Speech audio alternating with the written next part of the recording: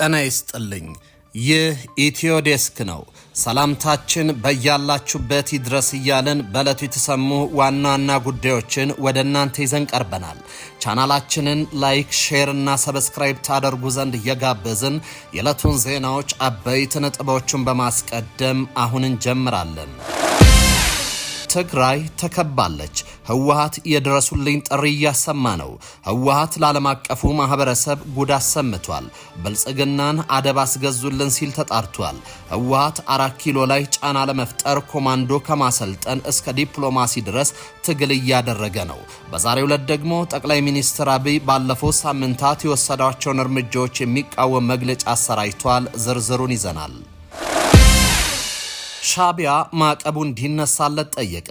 ለዓመታት የጦር መሳሪያዎችንና ሌሎች ማዕቀቦች የተጣሉበት የኤርትራ መንግስት ተማጽኖን አሰምቷል። በሌላ በኩል ተመድ ሻቢያን አወድሶ ያወጣውን መግለጫ ትኩረት ስቧል። ታዳምጡታላችሁ። በሰንዳፋ አስደንጋጭ ግድያ ተፈጽሟል። ግድያው የበርካቶችን ልብ ሰብሯል። ፖሊስ ጉዳዩን አፋልጉኝ እያለ ነው። ዝርዝሩን ይዘናል። ግዙፍ የሱዳን የኤሌክትሪክ ኃይል ማሰራጫ ላይ በተፈጸመ የድሮን ጥቃት ምክንያት በትልልቆቹ የሱዳን ከተሞች ውስጥ መጠነ ሰፊ የኤሌክትሪክ ኃይል አቅርቦት ተቋረጠ። የተወደዳችሁ የቻናላችን ቤተሰቦች እነዚህንና ሌሎች መረጃዎችን ይዘናል። አሁን በዝርዝር ወደምንመለከታቸው መረጃዎች እናመራለን። በ840 ሺህ ብር ቅድመ ክፍያ ከቤተ መንግስት አቅራቢያ ፒያሳ ላይ በፍሬንድሺፕ እና በአራዳ ፓርክ በተከበበው የሜሪት ፕሮፐርቲስ ቅንጡ የሆነ የመኖሪያ መንደር ላይ 65% ለሚከፍሉ 35% ቅናሽ የተደረገባቸውን ቤቶች ማግኘት ይችላሉ። ባለ 2 መኝታ በ5.4 ሚሊዮን ሙሉ ክፍያ፣ ባለ 3 መኝታ በ7.8 ሚሊዮን ሙሉ ክፍያ እንዲሁም የግንባታውን ሂደት እያዩ የሚከፍሉበትን አማራጭ ከ10% ቅድመ ክፍያ ጀምሮ አቅርበንልዎታል። ባለ 2 መኝታ በ840 ሺህ ብር፣ ባለ 3 መኝታ በ1.2 ሚሊዮን ቅድመ ክፍያ እኛ ጋር ማግኘት ይችላሉ። ምን ይሄ ብቻ 40% የተረጋገጠ የባንክ ብድርም አመቻችተናል። ይህንን ዘመናዊ መንደር የግሉ ለማድረግ ታች ባሉት ስልኮች ይደውሉልን። ትግራይ ተከባለች። ህወሓት የድረሱልኝ ጥሪ እያሰማ ነው። ህወሓት ለዓለም አቀፉ ማህበረሰብ ጉድ አሰምቷል። ብልጽግናን አደብ አስገዙልን ሲል ተጣርቷል። ህወሓት 4 ኪሎ ላይ ጫና ለመፍጠር ኮማንዶ ከማሰልጠን እስከ ዲፕሎማሲ ድረስ ትግል እያደረገ ነው። በዛሬው ዕለት ደግሞ ጠቅላይ ሚኒስትር አብይ ባለፈው ሳምንታት የወሰዷቸውን እርምጃዎች የሚቃወም መግለጫ አሰራጭቷል። በትግራይ ላይ የተጣሉ ገደቦች በመቀሌና አዲስ አበባ መካከል አለመተማመንን ከመፍጠር አልፎ የፕሪቶሪያውን ስምምነት አደጋ ላይ እንደሚጥል ህወሓት ገልጿል። የፌደራል መንግስት በፕሪቶሪያው ስምምነት መሰረት የገባውን ግዴታ አክብሮ የያዘውን የትግራይ በጀት እንዲለቅ ህወሓት አሳስቧል። የፕሪቶሪያው ስምምነት ዋስትና ሰጪዎችና ዓለም አቀፉ ማህበረሰብ ለጉዳዩ አፋጣኝ ትኩረት ሰጥቶ ጫና እንዲፈጠር ጥሪ አቅርቧል። በትግራይ የተፈጠረውን ዳግም ወደ ጦርነት የመመለስ ውጥረት ለማርገብም የዓለም አቀፉ ማህበረሰብ በአስቸኳይ ጣልቃ እንዲገባ ህወሓት በመግለጫ አሳስቧል። ጀነራል ታደሰ አስቀድመው የወልቃይትን ጉዳይ ማስፈራሪያ አድርገው ወደ አዲስ አበባ ሲያቀኑ ህወሓትን አስከትሎ የትግራይ በጀት መያዝ አደገኛ አደጋ ያስከትላልን ብሏል። ህወሓት በእንግሊዘኛ ቋንቋ ለዓለም አቀፉ ማህበረሰብ ባወጣው መግለጫ የትግራይ በጀት መቋረጥ የፕሪቶሪያውን ስምምነት እስከ ወዲያኛው እንዲያከትምለት እያደረገ ነው ብሏል። ህወሓት አዲስ ባወጣው መግለጫ የፌደራል መንግስት የበጀት እቀባ የፕሪቶሪያውን ስምምነት ህልውና አደጋ ደቅኗል ብሏል። የፌደራል መንግስት የትግራይ ጊዜ አስተዳደር በጀት መያዙና የኢፈርት ድርጅቶችን የባንክ ሂሳብ ማገዱ ወደ ጦርነት የሚመልስ እርምጃ መሆኑን ገልጿል። የፌደራል መንግስት ባለፉት 2 ወራት በጀቱን ለትግራይ ጊዜያዊ መንግስት አለመልቀቁን ያስታወቀው ህወሓት እርምጃው በህዝብ ላይ ጫና ፈጥሯል ብሏል። በበጀቱ መቋረጥ ምክንያት በክልሉ የጤና፣ የትምህርት፣ የውሃ አቅርቦትና ሌሎች አገልግሎቶች መስተጓጎላቸውም ተገልጿል። መግለጫው የፌደራል መንግስት የትግራይ ልማት ድርጅቶችን የባንክ ሂሳቦችን በሙሉ መዝጋት የክልሉን ኢኮኖሚ እንቅስቃሴ በእጅጉ ጎድቶታል ብሏል። የድርጅቱ 20 ሺህ ገደማ ሰራተኞች ደሞዝ መክፈልን ጨምሮ የልማት ድርጅቶች ምንም አይነት እንቅስቃሴ ማድረግ አይችሉም። ከበጀት መቋረጥና ከልማት ድርጅቶች የባንክ ሂሳብ መታገድ በተጨማሪ የፌደራል መንግስት ባለፉት 10 ወራት የነዳጅ አቅርቦት ገደብ መጣሉ ህወሓት በመግለጫው አስታውሷል። ገደቡ የተጣለው ህወሓትና ሻቢያ ድንበር ከፍተው ግንኙነት መጀመራቸውን ተከትሎ ወደ ትግራይ የሚገባው ነዳጅ በባድመ ድንበር ወደ ኤርትራ እየተሻገረ ነው በሚል ነው። ሻቢያ ማዕቀቡ እንዲነሳለት ጠየቀ። ለዓመታት የጦር መሳሪያና ሌሎች ማዕቀቦች የተጣሉበት የኤርትራው መንግስት ተማጽኖን አሰምቷል። በሌላ በኩል የተባበሩት መንግስታት ድርጅት ሻቢያን ወድሶ ያወጣው መግለጫ ትኩረትን ስቧል። የኤርትራ መንግስት በ120ኛው የአፍሪካ ካሪቢያንና ፓሲፊክ ሀገራት ድርጅት የሚኒስትሮች ምክር ቤት ስብሰባ ላይ ባደረገው ንግግር የሀገራት ሉዓላዊነት እንዲከበርና በታዳጊ ሀገራት ላይ የሚጣሉ የተናጠል ማዕቀቦች እንዲነሱ ጠይቋል። በስብሰባው ላይ የኤርትራ የውጭ ጉዳይ ሚኒስትር ኦስማን ሳሊህን በመወከል የተገኙት የልዑካን ቡድን መሪ ባደረጉት ንግግር ኤርትራ በሶስት ዋና ዋና ጉዳዮች ማለትም በሰላምና ደህንነት፣ በተናጠል ማዕቀቦችና በብዝሃ ወገን ግንኙነት ላይ ያላትን አቋም አንጸባርቋልም። ተወካዩ ለአፍሪካ ቀንድ ቀጠና ሰላምና መረጋጋት ሲሉ የሀገራትን ሉዓላዊነትና ጊዜያዊ አንድነት መከበር ወሳኝ መሆኑን አስምረውበታል። በተባበሩት መንግስታት ቻርተር እንደሰፈረው የሀገራት ነጻነት፣ ሉዓላዊነትና ጊዜያዊ አንድነት ሊደራደሩባቸው የሚችሉ ጉዳዮች አይደሉም ያሉት ተወካዩ ሀገራቱ በዓለም አቀፍ ግንኙነታቸው የኃይል እርምጃ ከመውሰድም ሆነ ከማስፈራራት ሊቆጠቡ እንደሚገባ አሳስበዋል። እነዚህም መርሆች ማክበር ለሰላማዊ የሀገራት ግንኙነት መሰረታዊ ቅድመ ሁኔታ መሆኑንም ገልጸዋል። ኤርትራ በበርካታ የኦኤስፒኤስ አባል ሀገራት ላይ የሚጣሉ የተናጠል ማዕቀቦች እንደሚያሳስባት ገልጻለች።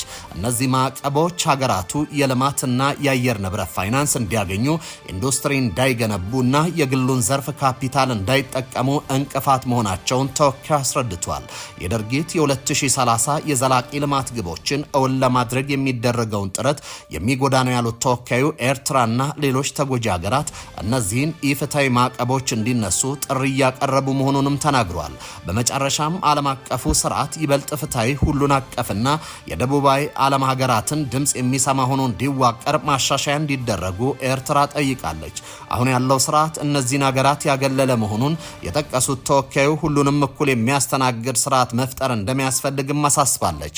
ኤርትራ ለአፍሪካ ቀንድና ለቀይ ባህር ቀጠና ሰላምና ደህንነት የበኩሏን ድርሻ ለመወጣት ያላትን ቁርጠኝነት በማረጋገጥ መልእክታቸውን ቋጭተዋል።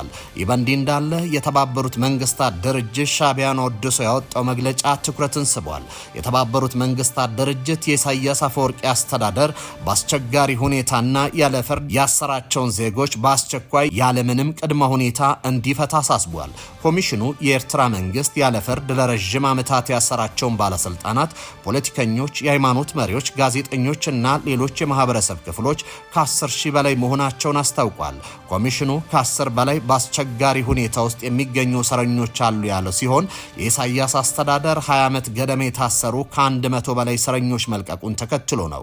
የኤርትራ መንግስት ከሰሞኑ 18 ዓመት ያለ ፍርድ የታሰሩ የፖለቲካ ተሳትፎ ያላቸውን ሰዎችና 98 በሃይማኖታቸው የታሰሩ ሰዎችን መፍታቱ ተዘግቧል። የኤርትራ መንግስት ቡድን 11 ተብሎ የሚታወቁትን ከፍተኛ የመንግስት ባለስልጣናት ጨምሮ ሁሉንም በዘፈቀደ ያሰራቸው እስረኞች ያለምንም ቅድመ ሁኔታ እንዲለቅ ጠይቋል። ቡድን 11 ተብለው የሚታወቁ ከፍተኛ ባለስልጣናት ከ25 ዓመት በፊት የታሰሩት መንግስታቸው አስተዳደራዊ ማሻሻያ እንዲያደርግ መጠየቃቸውን ተከትሎ ነው። በአስቸጋሪ ሁኔታ ውስጥ ከሚገኙ ከ10 ሺህ በላይ እስረኞች መካከል ፖለቲከኞች፣ ጋዜጠኞችን፣ የሃይማኖት መሪዎችና ተማሪዎች ይገኙበታል ተብሏል። አምባገነኖች የኤርትራ ባለስልጣናት በመላ ሀገሪቱ በዘፈቀደ ያሰሯቸውን ግለሰቦች ያለ ቅድመ ሁኔታ እንዲፈቱ የመንግስታቱ ድርጅት አሳስቧል። የተባበሩት መንግስታት ድርጅት የሰብአዊ መብቶች ኮሚሽን የኤርትራ መንግስት በዘፈቀደ አስሯቸው የነበሩ ዜጎችን በቅርቡ መፍታቱ የሚበረታታ እርምጃ ነው ብሏል። ይሁን እንጂ አሁንም በህይወት መኖር አለመኖራቸው ጭምር በውል ያልተረጋገጠ በርካታ እስረኞች መኖራቸው የኤርትራን ዜጎች ሰብአዊ መብት የምታከብር ሀገር አያደርጋትም ብሏል። ኮሚሽኑ ኤርትራ ከዓለም አቀፍ የሰብአዊ መብቶች ግዴታዎች ጋር ሙሉ በሙሉ መጣጣሟን ለማረጋገጥ ከአስመራ ባለስልጣናት ጋር ግንኙነት እንደሚቀጥል ጠቁሟል። የተባበሩት መንግስታት ድርጅት ኤርትራ የዜጎቿን ሰብአዊ መብት በእጅጉ የምትጥስ ሀገር መሆኗን በየጊዜው ሲገልጽ ቆይቷል። በሰንዳፋ አስደንጋጭ ግድያ ተፈጽሟል። ግድያው የበርካቶችን ልብ ሰብሯል። ፖሊስ ገዳዩን አፋልጉኝ እያለ ነው። ከአዲስ አበባ ከተማ አቅራቢያ በምትገኘው ሰንዳፋ ውስጥ አዳነች ኩምሳ የተባለች የኢትዮጵያ ንግድ ባንክ ሰራተኛን የገደለው ግለሰብ በፖሊስ እየተፈለገ እንደሆነ ተሰምቷል። የንግድ ባንክ አለልቶ ቅርንጫፍ ሰራተኛዋን ገድሎ አስክሬኗን ጥሎ የተሰወረው ተጠርጣሪ በቁጥጥር ስር እንዳልዋለ የሰንዳፋ ፖሊስ ጣቢያ የምርመራ ክፍል ኃላፊ ኮማንደር ንጋቱ አለሙ ለቢቢሲ ተናግሯል። ግድያው የተፈጸመው ሰኞ ታህሳስ 6 2018 ዓ.ም መሆኑን ገልጿል። በሰንዳፋ በኬ ከተማ ጎማጣ ወደ ተባለ ስፍራ ተወስዳ ከምሽቱ 3 ሰዓት አካባቢ ነው ግድያው የተፈጸመው።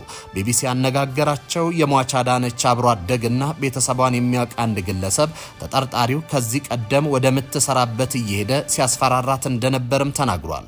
ስሙ እንዳይጠቀስ የጠየቀው የአዳነች አብሮ አደግ ሟች ዛቻ እየደረሰበት እንደሆነ ለቤተሰቧ መግለጿንም አክሏል። በተገደለችበት ዕለት አዲስ አበባ ሜክሲኮ አካባቢ የንግድ ባንክ ስልጠና ውላ ወደ ሰንዳፋ ተመልሳለች ብሏል። የዚያን ሁለት ምሽትም ከ1 ሰዓት እስከ 2 ሰዓት ለሰዎች እየደወለች ነበርም ሲል ተናግሯል። አዳነች በኢትዮጵያ ንግድ ባንክ አለልቱ ቅርንጫፍ ለ3 ዓመታት የሰራች ሲሆን ለዓመታት በትውልድ ቀይዋ ምዕራብ ወለጋ አካባቢ በመንግስት ስራ ላይ እንደቆየች አብሮ አደጋ ተናግሯል። ቢቢሲ ያነጋገረው የአዳነች አብሮ አደግ ግለሰቡ የአዲስ አበባ ነዋሪ እንደሆነና ቤተሰቡ እንደሆነ ጠቅሶ እሷ የምትሰራበት አካባቢ የግንባታ ፕሮጀክት ስላለው ይመላለስ እንደነበር ገልጿል። ከግድያው በፊት ራሱን በማስክና በጥቁር መነጽር የሸፈነ አገባሻለው እያለ ያስፈራራት ነበር ሲልም አክሏል። የሰንዳፋ ፖሊስ ጣቢያ የምርመራ ክፍል ኃላፊ ኮማንደር ንጋቱ ተጠርጣሪው ጸጋዬ ያሳልፈውና አዳነች በፍቅር ግንኙነት ውስጥ እንደነበሩ የፖሊስ ምርመራ እንደሚጠቁም ተናግሯል። ግዙፍ የሱዳን የኤሌክትሪክ ኃይል ማሰራጫዎች ላይ በተፈጸመ የድሮን ጥቃት ምክንያት በትልልቆቹ የሱዳን ከተሞች ውስጥ መጠነ ሰፊ የኤሌክትሪክ ኃይል አቅርቦት መቋረጥ መከሰቱ ተነገረ። የኤሌክትሪክ ኃይል አገልግሎት የተቋረጠባቸው ከፈጥኖ ደራሽ ኃይሉ ጋር እየተፋለመ ያለው የሱዳን ጦር ሰራዊት የሚቆጣጠራቸው ዋና ከተማዋ ካርቱም እና ጀነራል አልቡርሃን መቀመጫ የሆነችው የወደብ ከተማዋ ፖርት ሱዳን ናቸው። የዓይን እማኞች እንደተናገሩት ሱዳን ጦር ኃይል ቁጥጥር ስር በምትገኘው በምስራቃዊ ናይል ግዛት ውስጥ በምትገኘው አጥባራ ጥቃት ከተፈጸመባቸው የኤሌክትሪክ ኃይል ማሰራጫ ማዕከል ከፍተኛ የእሳት ነበልባልና ጭስ አይተዋል። ሱዳን የጦር ሰራዊቱን በሚመሩት በጀነራል አብዱልፈታህ አልቡርሃንና በተቀናቃኛቸው ጀነራል ሐምዳን ደጋሎ በሚመራው ፈጥኖ ደራሽ ኃይል መካከል የተራዘመ የእርስ በርስ ጦርነት ውስጥ ትገኛለች። ሁለቱ ኃይሎች በሚያካሂዱት 3 ዓመት ሊሞላው በተቃረበ ጦርነት መሰረት ልማቶች ላይ ከባድ ውድመት መድረሱ እየተዘገበ ይገኛል። አሁን በድሮም በተፈጸመ ጥቃት በሱዳን የኤሌክትሪክ ኃይል አቅርቦት ውስጥ ወሳኝ ማዕከል የሆነው አልሙቅሪን የተባለ ማሰራጫ ማዕከል ኢላማ በመሆኑ ነው መጠነ ሰፊ የኃይል መቋረጥ በዋና ዋና ከተሞች ላይ ያጋጠመው።